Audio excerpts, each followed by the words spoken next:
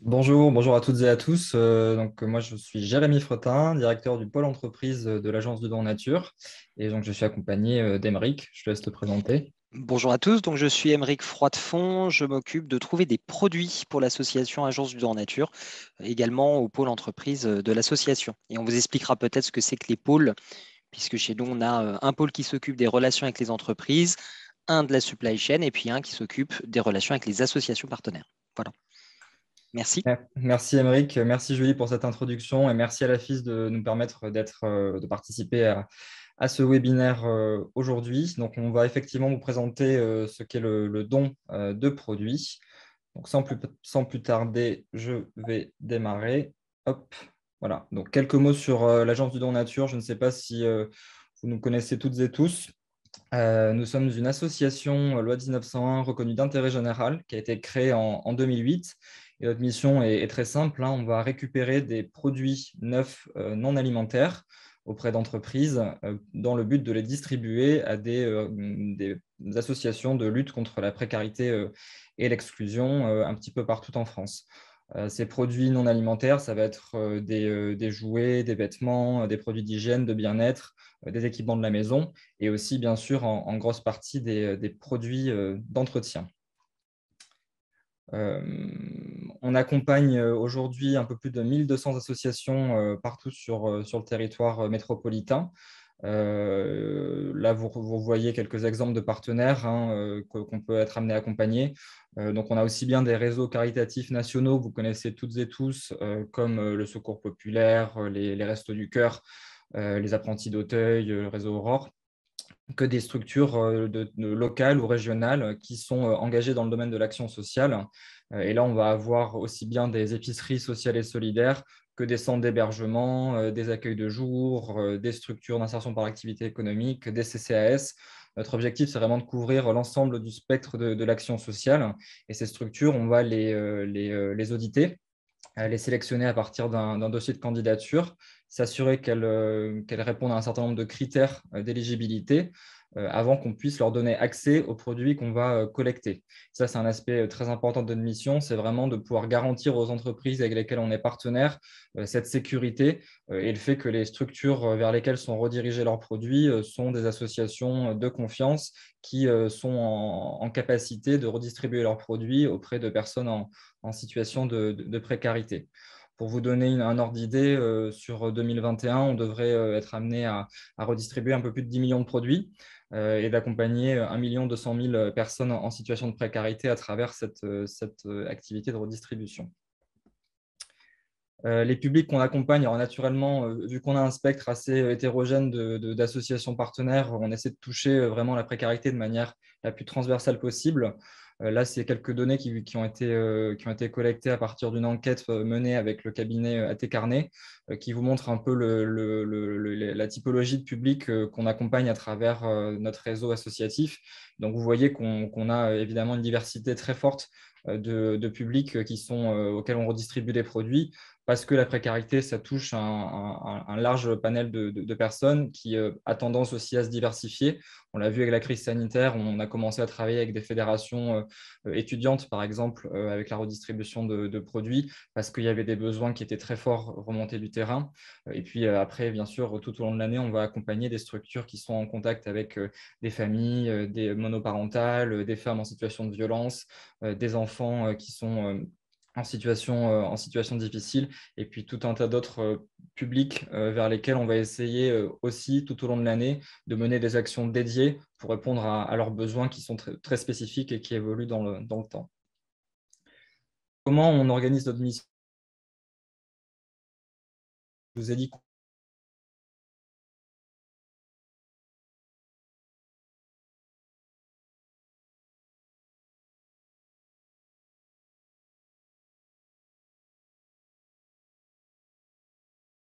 c'est un lieu donc, où on reçoit les produits, on peut être amené à les reconditionner, on prépare les commandes et on envoie cela aux associations partenaires du réseau.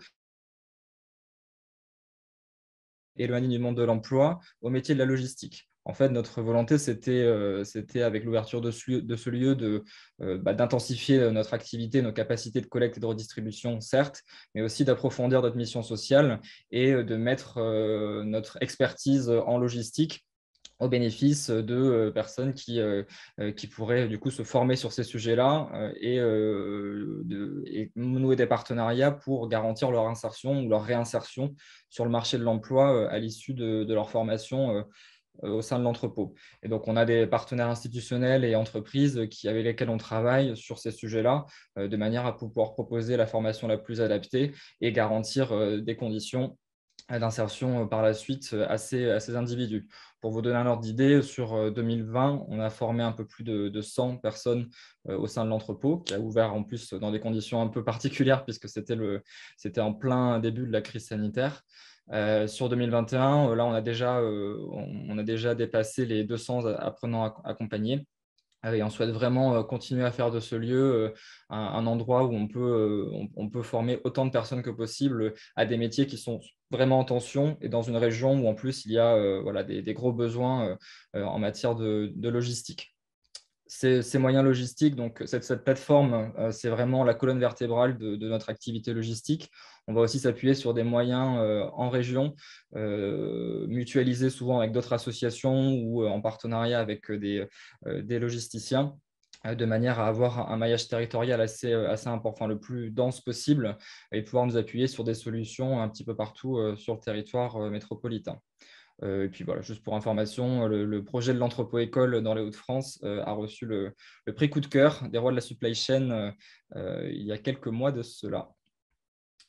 Alors, comment ça se passe la chaîne du don chez ADN? C'est très simple. On va travailler avec des entreprises qui vont nous faire remonter des possibilités de dons à travers des stocks qu'elles peuvent avoir de produits disponibles, qu'il s'agisse d'obsolètes, d'invendus ou de produits tout simplement qu'elles souhaitent donner à des associations. On va étudier la proposition. Chaque semaine, notre équipe se réunit pour faire le point sur les propositions qui ont été remontées. Et donc, on s'assure que la proposition de don répond à un besoin des associations qu'on accompagne et qu'il y aura un débouché possible dans un timing court pour pouvoir assurer la redistribution assez rapidement. L'entreprise ensuite va envoyer les produits au sein de notre plateforme logistique. On va s'occuper ensuite de pointer, trier et stocker les produits, éventuellement refaire des palettes ou faire des kits de produits quand on a des opérations un peu spécifiques.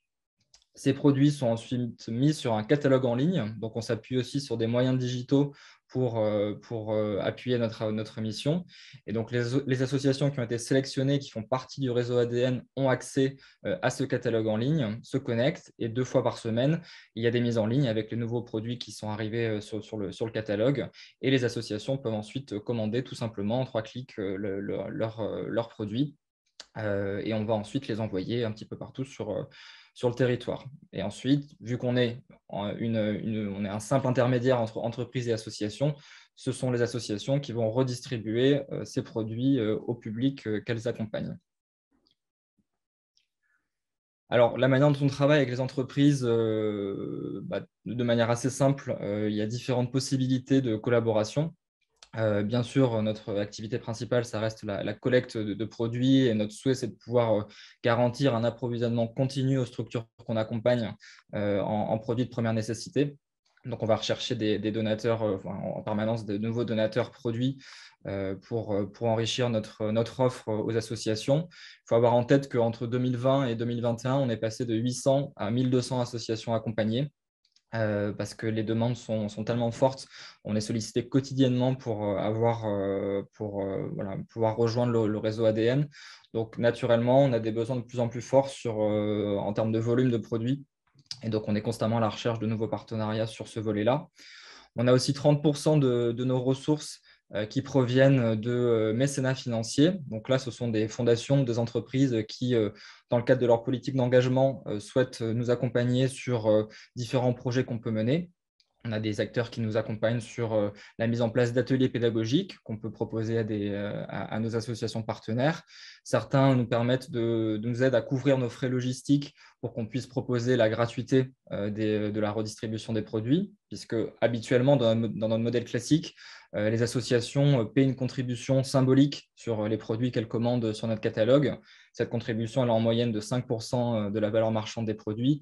Et l'idée, c'est qu'elle puisse en fait couvrir une partie des frais qu'on engage pour assurer la collecte et la redistribution de produits. Donc ça, cette contribution symbolique assurée par les associations, elle représente 70% de nos ressources.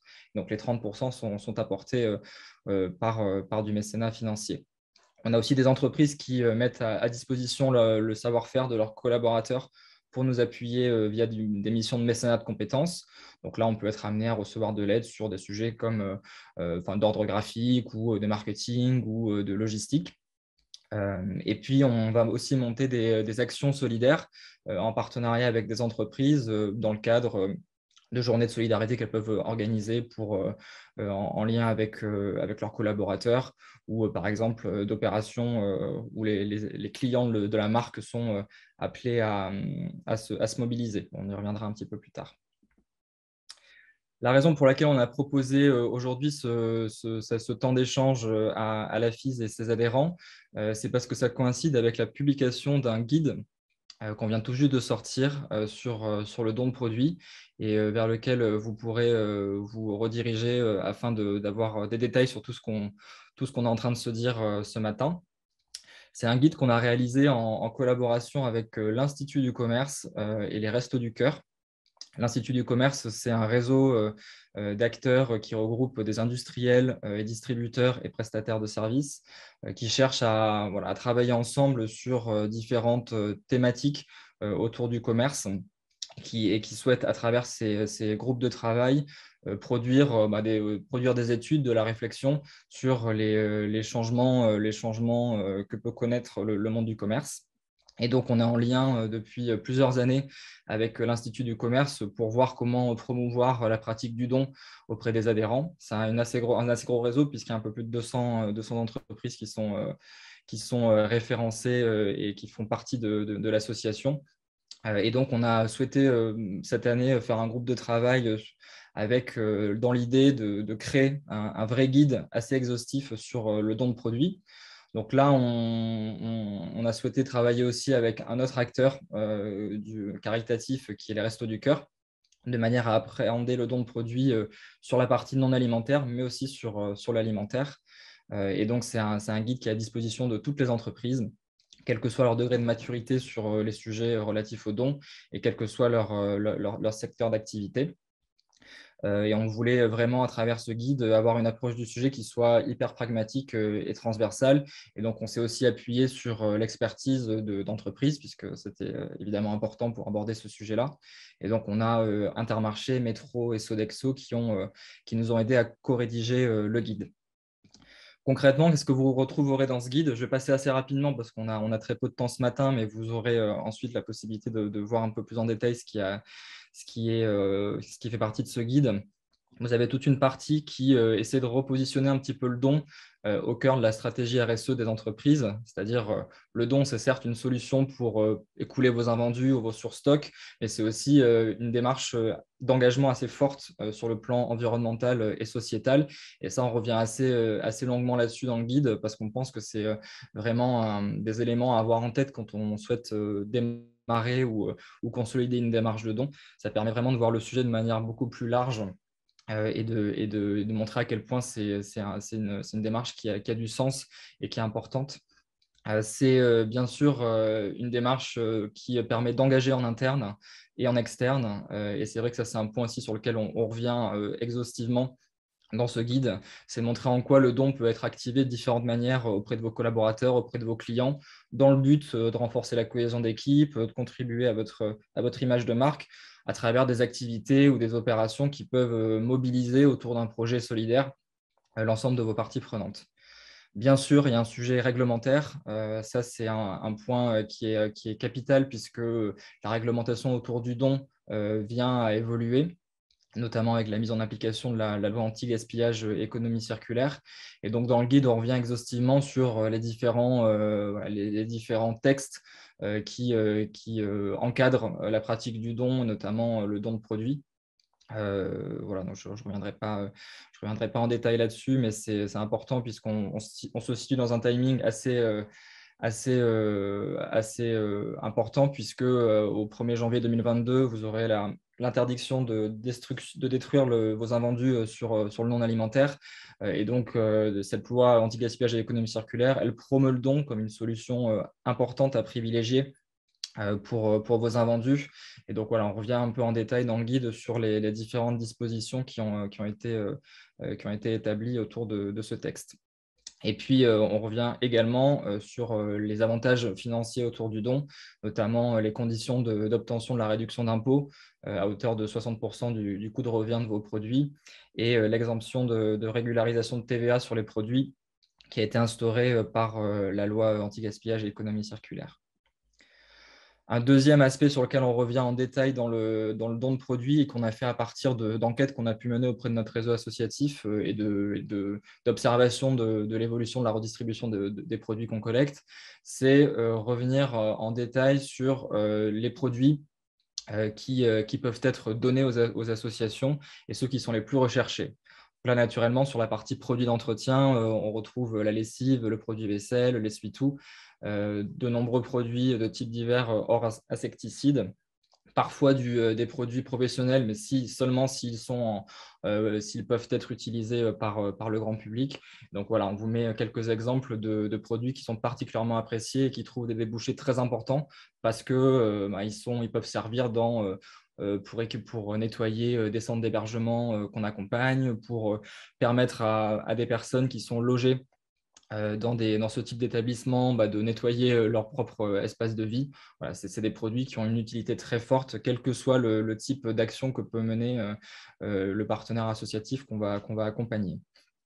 On revient aussi exhaustivement sur des conseils dans les produits à privilégier et des points d'attention à avoir lorsque vous faites un don de vos produits à une association. Donc, par exemple, vérifier les dates limites de consommation, de durabilité minimale, se référer à des réglementations spécifiques qui peuvent encadrer les produits. Par exemple, les produits contenant de l'alcool, il y a des conditions de conservation qui sont particulières au-delà d'un certain seuil de stockage. Donc là, c'est important de faire de la pédagogie auprès des associations que vous accompagnez quand il y a des risques ou des points d'attention à avoir sur ce point-là. Et vous retrouvez également plein de conseils sur comment bien conditionner les produits de manière à assurer des conditions de réception, de traitement de vos dons par l'association bénéficiaire de manière fluide et pouvoir assurer une redistribution rapide auprès des publics qu'elle accompagne. Dans une troisième partie, la question qu'on a voulu se poser, c'était à qui votre entreprise peut donner des produits. Et donc là, on sait que c'est des questions qui sont souvent posées par les entreprises avec lesquelles on travaille. On a souhaité du coup faire un panorama, dresser un panorama des acteurs du don, parce qu'on croit que c'est hyper important pour une entreprise qui souhaite se lancer là-dedans, de savoir à qui elle s'adresse et comment fonctionnent des acteurs qui interviennent sur cette chaîne du don. Et donc, on a dressé différents critères que vous pouvez avoir en tête lorsque vous souhaitez vous adresser à ce type de structure. Finalement, selon l'organisme avec lequel vous allez travailler, vous allez pouvoir peut-être avoir une structure qui va être de nature associative, une autre qui va être une structure à visée lucrative, une structure qui va accompagner un public en particulier ou qui va être plutôt généraliste, comme une épicerie sociale. Vous allez avoir une structure qui va intervenir sur un périmètre géographique peut-être très restreint ou une structure à l'échelle nationale. Donc, tout ça, c'est des critères qu'il faut avoir en tête pour bien identifier ce qui est important pour vous et là où vous voulez rediriger vos produits. Et donc, on a 3 grandes familles sur lesquelles on revient dans le guide. Il y a les associations redistributrices qui sont les gros réseaux que vous connaissez tous, dont je vous ai mis quelques exemples ici. Vous avez les plateformes intermédiaires comme l'Agence du don nature et Don solidaire, vous connaissez aussi, qui font l'interface entre entreprises et associations, mais ne redistribuent pas directement à des personnes en situation de précarité. Et puis après, vous avez des acteurs du réemploi qui fonctionnent sur un mode un petit peu différent, puisque eux vont proposer des solutions de traitement de vos déchets quand, par exemple, l'agence du Don Nature, on va rechercher en priorité des produits neufs ou en tout cas avec des défauts qui ne sont pas problématiques pour une utilisation directe des produits. Et dans une dernière partie, qui est la partie peut-être la plus opérationnelle et pragmatique, on revient sur comment organiser votre démarche de don en interne. Et donc là, vous aurez plein d'astuces en fait, qui vous seront distillées pour expliquer comment démarrer sur la structuration de votre démarche de don, comment définir des objectifs clairs et arriver à identifier les structures vers lesquelles vous souhaitez vous tourner pour collecter et redistribuer vos produits. Sur quelle documentation vous appuyez. Il y a des conventions de dons type qui existent. Il y a aujourd'hui ce guide qui vous permet d'avoir un peu un récap de tous les éléments à avoir en tête avant de vous lancer. Bien sûr, des conseils sur l'organisation humaine en interne, puisque qui dit organiser une démarche de don dit être en capacité de la suivre. Donc, il faut avoir un référent qui suit ses projets en interne. Et puis, à terme, avoir une task force qui intègre la supply chain, la RSE, s'il y en a une, la direction administrative et financière, la direction de la communication, de manière à ce que le don soit appréhendé sur tous ces aspects et puisse vraiment avoir des retombées importantes pour votre entreprise à tous les niveaux. Bien sûr, on vous a mis aussi des exemples de tableaux de bord qui sont menés par des entreprises partenaires pour évaluer dans la durée la performance du don en interne, donc avec la mise en place d'indicateurs spécifiques. Et puis, on revient de manière assez importante sur la nécessité d'améliorer les process dans la durée et donc de communiquer un maximum auprès des structures que vous accompagnez, notamment les bénéficiaires, pour savoir comment faire en sorte d'optimiser les flux du don, faire comprendre un peu mieux les besoins des structures que vous accompagnez et du coup rendre votre démarche de don de plus en plus efficace. En conclusion, sur ce guide, vous avez 2 endroits où vous pouvez le retrouver principalement. Donc, sur notre site adnfrance.org, dans l'onglet Publications, c'est en téléchargement libre. Et puis, vous pouvez aussi le retrouver sur le site de l'Institut du commerce. Donc vous avez l'adresse ici. Aymeric, je te laisse la main. Oui, merci, merci Jérémy. Donc, je vais aller rapidement pour qu'on reste dans le timing. Pour conclure, nous, à l'Agence du Don Nature, on aime les challenges. Donc, on avait un petit challenge solidaire à vous proposer. Mais avant d'introduire ce challenge, j'aimerais revenir sur vraiment l'utilité de vos produits et pourquoi c'est essentiel pour nous de faire, par exemple, cette intervention aujourd'hui auprès de vous. Donc, notre constat sur les produits d'entretien, c'est que c'est des besoins qui sont en hausse et qui sont surtout sur des hausses très rapides. La hausse la plus rapide qu'il y a eu, ça a été la Covid, qui a été pour nous comme un coup de foudre. On a travaillé d'une manière vraiment en flux tendu, avec moins de personnes, puisque les apprenants sur la plateforme d'entrepôt qui sont censés assumer notre logistique ne pouvaient pas être là. Donc, c'était des toutes petites équipes.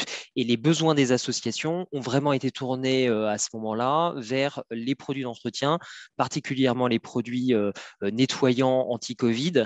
Par contre, c'est vrai que la tendance du besoin en produits d'entretien, elle a toujours été là et elle a toujours été continue avec l'augmentation aussi de notre réseau de partenaires. Donc, on a de plus en plus d'associations qui se tournent vers nous.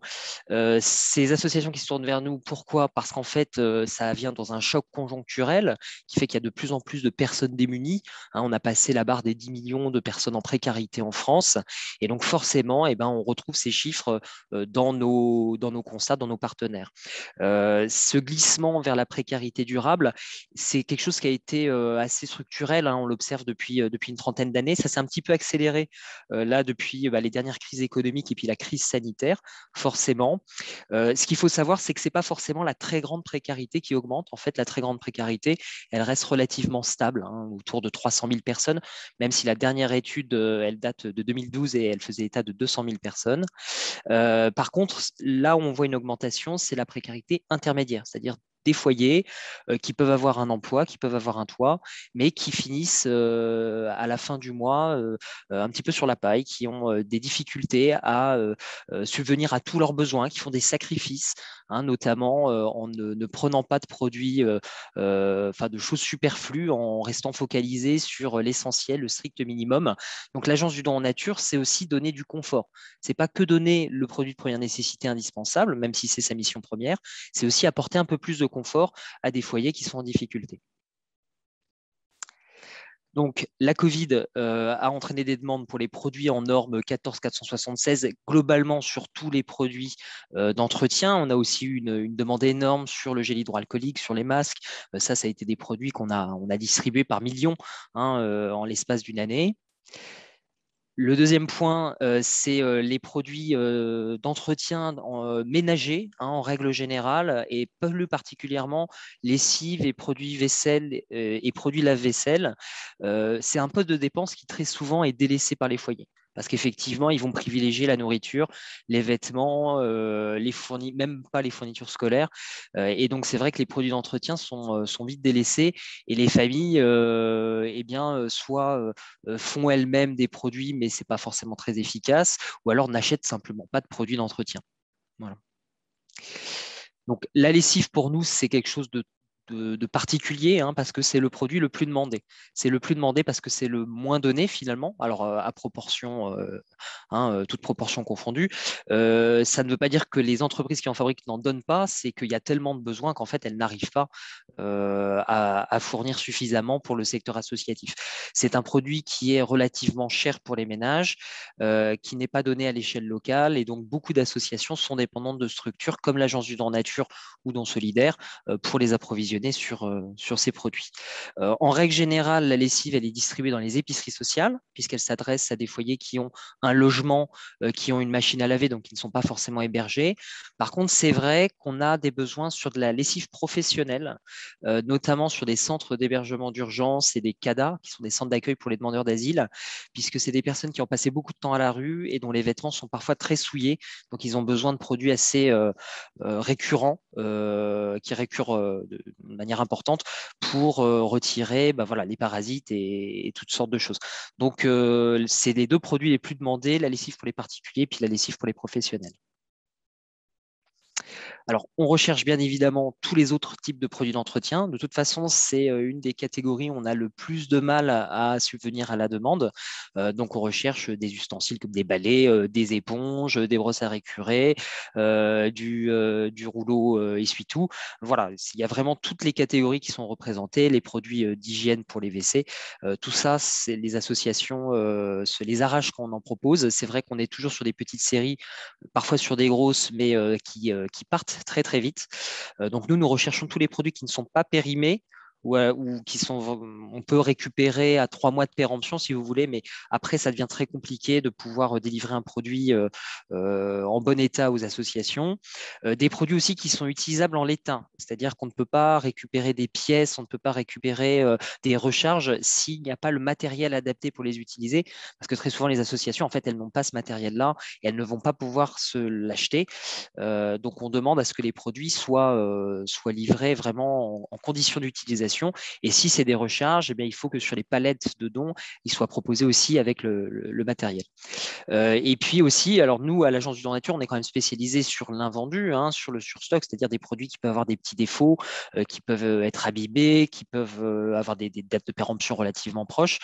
Par contre, il faut que les emballages primaires ne soient pas abîmés, qu'il n'y ait pas de fuyants, puisque ça peut être très compliqué sur un entrepôt quand vous avez des produits fuyants qui se déversent. Pour le nettoyer, ça nous est déjà arrivé et c'est forcément compliqué à traiter.